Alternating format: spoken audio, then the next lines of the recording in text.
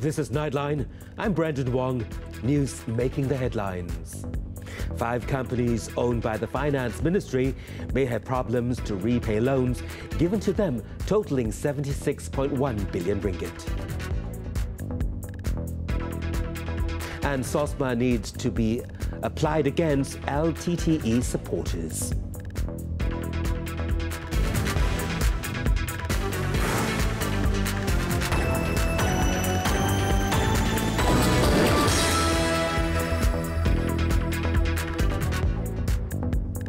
Good morning. 5 companies owned by the Finance Ministry may have problems to repay loans given to them totaling 76.1 billion ringgit. Auditor General Datuk Nik Abdul Majid further disclosed that the federal government only paid 2.8 billion ringgit of their debt in 2018. Datuk Nik Azman said the previous government, which provided guarantees for the loans, repaid 1.7 billion ringgit and the present Pakatan Harapan repaid 1.1 billion ringgit. He named the Ministry of Finance incorporated companies as Syarikat KL International Airport Berhad, GovCo Holdings Berhad, Asset Global Network Sendirian Berhad, Jambatan Kedua Sendirian Berhad, and Dana Infra National Berhad. This is the first time we mention as emphasis of matter, because previous year we could not detect those loans that were paid by the government direct. The Accountant General this year, or rather based on the 2018 financial report, is more transparent in 2018. So because they just put a footnote in table 5B, they just put footnote there. Because of that small footnote, we were able to, it triggered us to go deeper. And when we went deeper, we found all those granted that were paid by the government. Previously, we couldn't. We feel that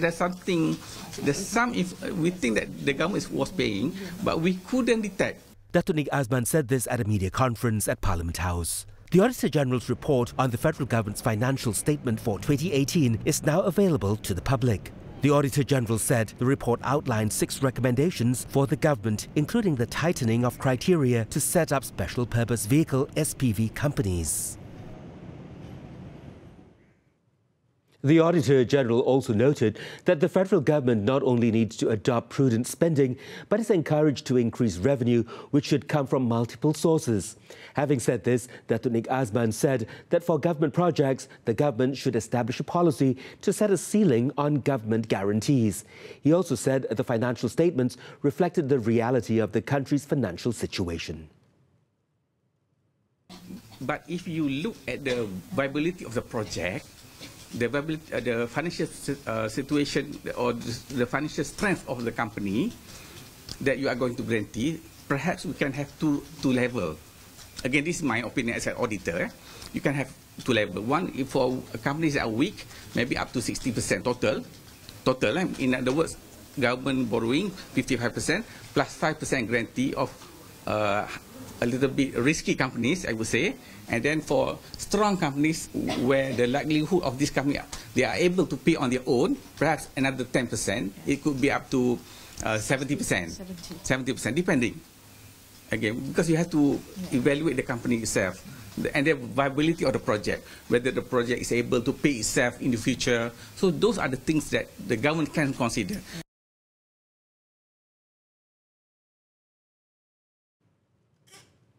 The Finance Minister said that the government will be able to maintain its revenue projections for next year. Its Minister Lim Guan Eng said this is because the projections for 2020 have been stress-tested. Lim said this when asked to comment on concerns that the 2020 budget did not really look at how the government is going to raise revenue. No, I think you look at the projections that we've made, and these are all based on stress-tested figures. We have kept within the projections for the last 2 years, and we believe that we will be able to maintain that for next year. If there are any contingencies, of course, we will do the necessary revisions, but at the moment, no. So I think it's very stress-tested. 2018, 2019, despite many predictions otherwise, I think we have kept within that range. Okay, so you predict that revenue collection for the coming years? What I have outlined in the budget, I think that will be that projection should be maintained. Okay. The finance minister was speaking to the media after the 2020 budget forum in Kuala Lumpur on Monday. When tabling the budget last Friday, Lim said, in the event of the continued worse than expected external environment, the government stands ready to step in with contingency measures to provide further support or stimulus to growth. According to the finance ministry, the federal government's revenue is projected to decline by 7.1% to 244.5 billion in 2020. Tax revenue will remain the major contributor to the federal government's revenue in 2020, with an expected total collection of 189.9 billion ringgit. Lim also said that the government has designed a 3-year financial roadmap to put Malaysia back on the fiscal track and restore the country's economic health despite entrenched uncertainties brought about by the United States and China trade war. He said the government is on track to achieve the targeted deficit of 3.4% of the gross domestic product GDP this year. Given this framework, the fiscal target is revised to 3.2% of GDP in 2020, but it remains on track to reach 2.8% in the medium term. The increase from 3% to 3.2% might not sound a lot, but remember, when it comes to spending, it is not only about how much is spent, but also on what the spending is on. Lim added that a lot of measures in the budget will foment the foundations necessary for Malaysia to transform structurally, in line with the recently launched Shared Prosperity Vision 2030. The Prime Minister said he is satisfied with the reason for police to take action against individuals who, over their suspected links to the Liberation Tigers of Tamil Eelam LTTE terrorist group. Tun Dr. Mahathir Mohamad added the Security Offences Special Measures Act 2012 SOSMA can be applied in the case. So far, 12 individuals have been nabbed in several parts of the nation, including several assemblymen. Saya dapat briefing daripada polis, mereka memberi sebab-sebab mereka bertindak. Saya puas hati dengan tindakan sebab-sebab mereka mengambil tindakan itu. Well, the SOSMA Act is still there. So in the absence of other law that can be applied, they use SOSMA Act. The Prime Minister was approached by the media after he delivered a keynote address at the International Conference of Industry 4.0 in Kuala Lumpur. Bukit Aman Counter-Terrorism Chief Dato' Ayub Khan Maidin Pichai had said that those detained were suspected of promoting LTTE while securing funds for the terror group. Police had said last week that one of the men arrested had wanted to attack the Sri Lankan embassy in Malaysia. The National 5G Task Force is in the final phase of completing its final report before submitting it to the government, mostly likely in the fourth quarter of this year. Communications and Multimedia Minister Gobind Singh Dio said the task force, comprising those from the private and public sectors, were tasked to study the country's strategy in implementing 5G technology in a holistic manner. The task force has managed to do what they call a phenomenal job in trying to map out where we stand now currently in terms of connectivity and where we want to get to in 5 years' time. And of course, when you look at that kind of what they call a structure, you will realize that there's a huge task ahead of us, and that the government has to be really focused in what it wants to do, and that's the reason why in the day one just now I said that I've asked MCMC if possible to give me a chart that will show every 6 months how it is things change with the implementation of NSCP, so that we can actually see it. So that if they show you a chart today and they show you a chart in 1 year's time, you can actually see how things have developed. And this is also the reason why we've taken the step to put aside a huge budget of 21.6 billion for this purpose. Gobind was speaking to the media at Parliament Lobby on Monday. The 5G National Task Force had outlined a comprehensive plan to deploy 5G in Malaysia through 4 working groups: business case working, spectrum management and allocation, infrastructure and regulatory. Earlier, Gobin told the Dewan Rakyat that the testbed of the 5G demonstration project, 5GDP, will be implemented for a period of 6 months, beginning October until March 2020, by 8 companies that will develop 55 cases of 5G usage in 6 states, which are Kedah, Perak, Pulau Pinang, Selangor, Terengganu and Kuala Lumpur. Malaysia is committed to the October 31st deadline to continue with the construction of the Johor Bahru Singapore Rapid Transit System RTS project. Transport Minister Anthony Loke Siu Fook said the fact that in 2020 budget, the Finance Minister had expressed his intention to continue with the construction of the project showed an indication of the government's support.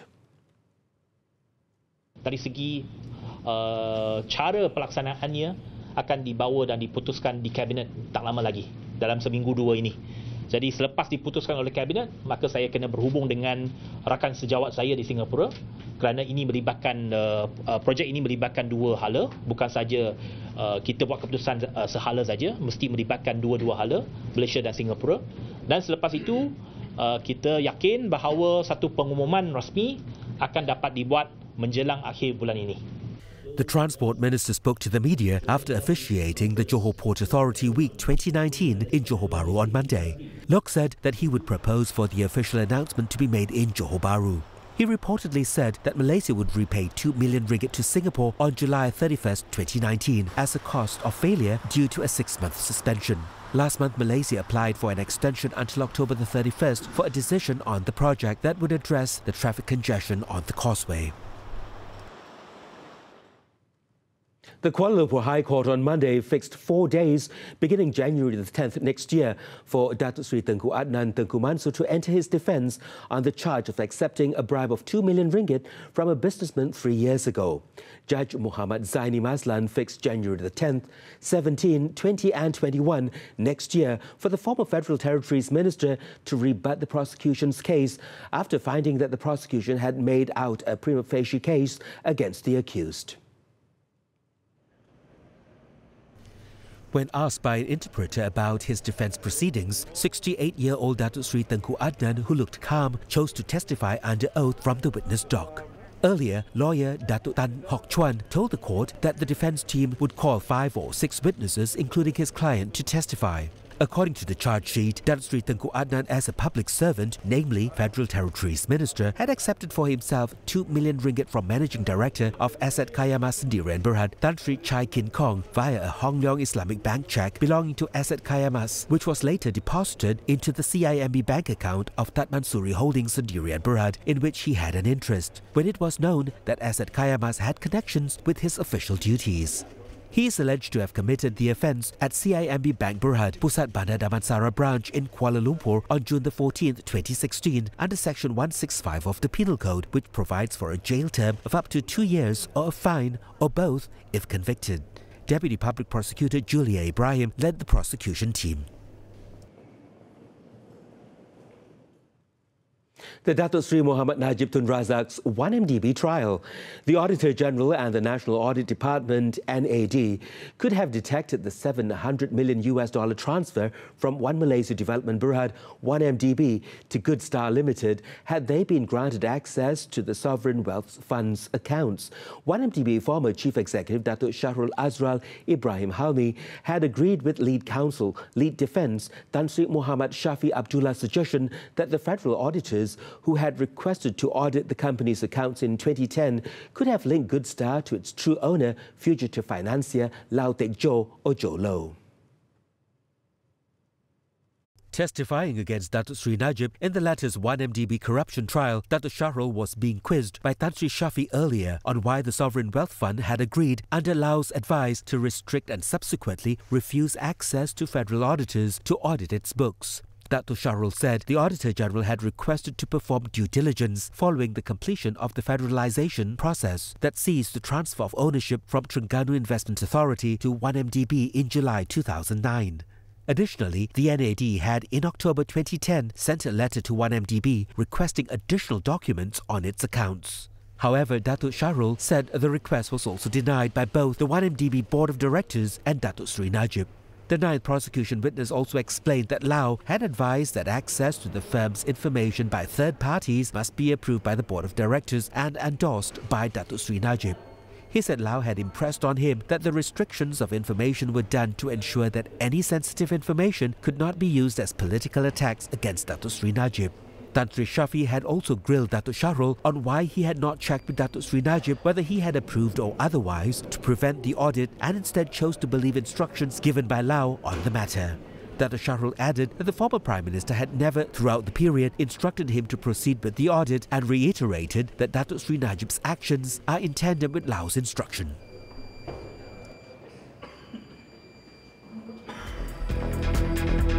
Customs foil attempt to smuggle more than 30,000 kilograms of frozen chicken. This and more when we return. Welcome back.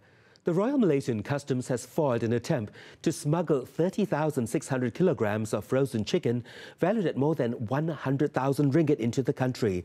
Kelantan Customs Director Muhammad Rakbi Mat Saud said a 38-year-old local man had also been detained in the investigation. The bust was made Sunday at Kampung Bendang Buyong in Tanah Merah, Kelantan during an inspection of a container lorry. Checks on the suspect, who was the lorry driver, found that the import permit he held had already expired. There was also no halal certificate to indicate that the birds came from halal sources. Modus operandi syarikat ialah kontena 40 kaki ni dia parking dekat tempat sembunyilah dalam satu stor beras. Dan dia muat sikit-sikit bekalan kotak ayam beku ni sikit-sikit dia hantar dengan lori kecil. Lori kecil dia hantar, dia muat dalam kontena yang besar tu sehingga penuh. Dan setelah penuh, dia akan bergerak ke destinasi kita percaya untuk pasaran luar Kelantan lah. The case is being investigated under the Customs Act, which provides for a fine of up to 10 times the value of the goods or a jail term of up to 3 years or both.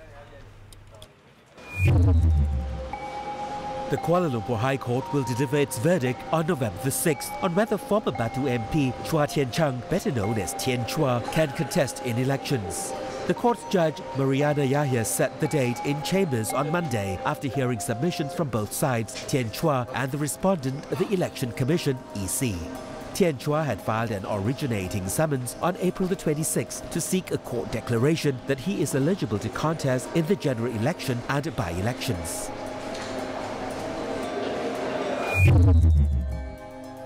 Police on Monday said the cause of the balloon explosion incident in Dataran Putrajaya over the weekend was the use of hydrogen, a highly flammable gas. The suspect, however, has not yet been identified. In the mishap on Sunday, it is believed that someone had used a cigarette lighter to cut the string tied to a bunch of balloons, and the flames ignited the hydrogen in the balloons. As of Monday morning, 2 men and 2 women were still receiving treatment for second-degree burns at the Putrajaya Hospital.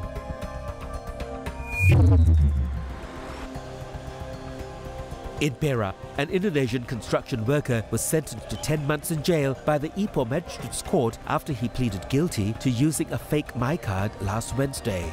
53-year-old Hussein Osman made the plea before Magistrate Zarul Anur Umar, who ordered Hussein to be sent home upon completion of the 10-month jail term. The prosecution was carried out under the National Registration Regulations 1990, amended 2007.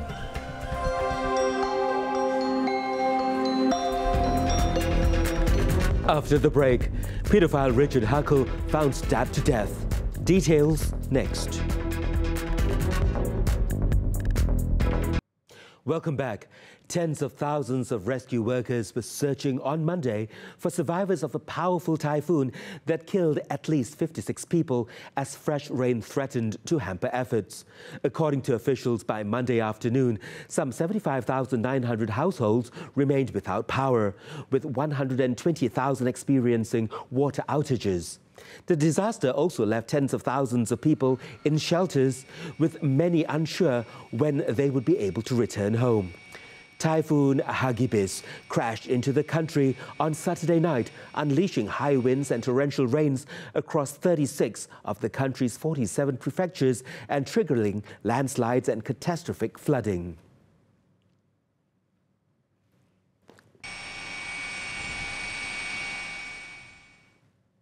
Richard Huckle, one of Britain's worst pedophiles, has been stabbed to death in prison.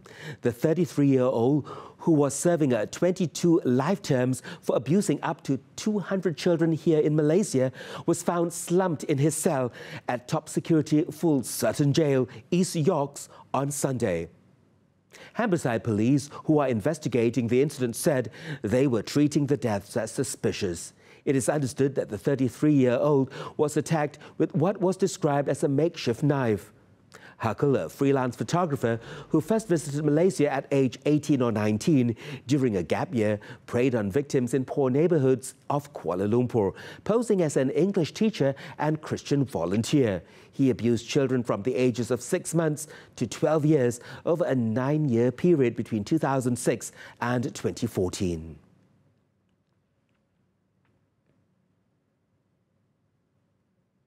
And over in Indonesia, the Air Pollutant Index API reading in Palembang City in South Sumatra has reached 921, the worst ever registered in the area. The current haze situation has caused visibility to drop to less than 150 meters and resulted in the closure of schools in the city, which has a population of 1.5 million. The haze also forced officials to deploy more than 8,000 personnel to put out forest fires and 7 helicopters to conduct water bombing and cloud seeding operations. A total of 691 hotspots have been detected in the province, the highest among other provinces such as Riau, Jambi and several parts of Kalimantan. Authorities said the worsening haze was due to the high volume of smoke brought in by winds from areas of Sumatra and Kalimantan that were seriously affected by the fire.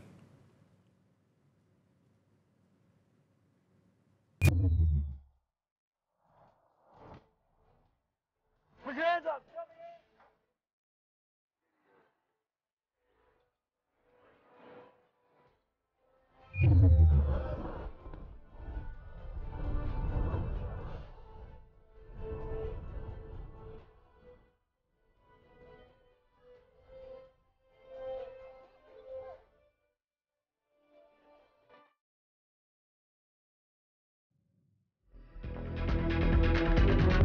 Still to come, broadcasting rights payments, MFL withdraws lawsuit against Telecom Malaysia.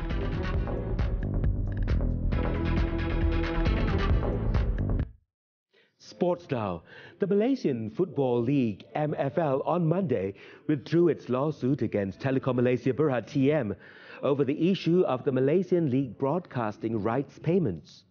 MFL in a statement said the decision to withdraw the summons through a notice of termination filed in the High Court on March the 21st was agreed upon by a recent MFL Board of Directors meeting.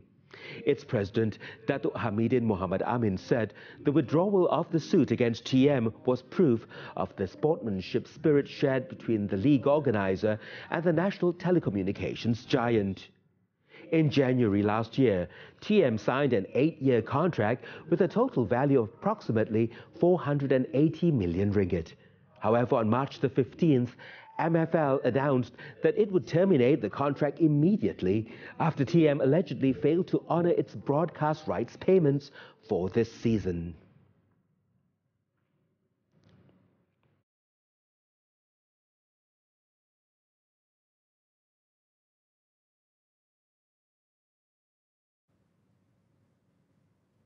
Rescuers in Thailand on Sunday braved a call to capture a king cobra near a shopping district in Krabi, where they spent about an hour to capture a 4-meter-long adult snake. Take a look as we wrap up Nightline. I'm Brandon Wong. Thank you for watching and stay safe.